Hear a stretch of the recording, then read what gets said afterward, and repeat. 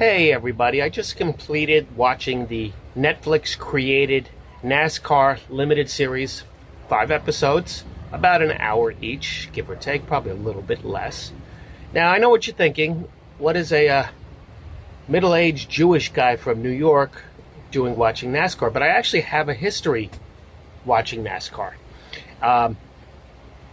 When I was living on my own, even when I was still married, but I was lonely and I was depressed and I had no place to go on Sundays and Saturdays in many cases.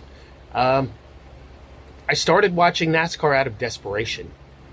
And, I got hooked in the stories and I got to know a little bit about it. I mean, obviously, I never became an expert and I don't know about driving or anything like that.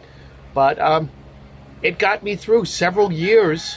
This is before Netflix was prominent, before YouTube was at the level it is today. So I watch a lot of it, or I did watch a lot of it. I haven't watched any since I left America.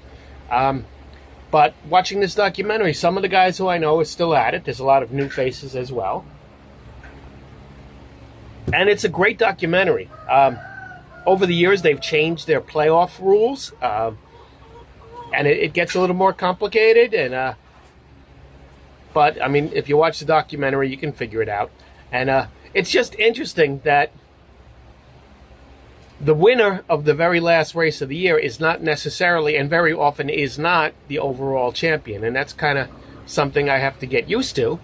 I'm used to sports like if you win the Super Bowl, last game of the year, you're the champion. If you win the World Series, you're the champion. If you win the NBA, if you win the Stanley. But it's not that way in sports like NASCAR, golf, and bass fishing. It's not based on the performance at one particular event. It's based on an entire season's worth of performances. But I enjoyed it, and it was very interesting. And I learned a new term, the roval, which is a NASCAR track in North Carolina, which is a combination of an oval and a road track. It's got a little bit of both mixed into that. So very interesting. It was interesting to see Denny Hamlin, the 11 car. He's a driver for one company, but now he owns his own race company in partnership with Michael Jordan. They call it 2311. So it's interesting that he's racing as a competitor, but fielding a team of his own at the same exact time. That struck me as odd. But it's definitely an enjoyable watch. I recommend it.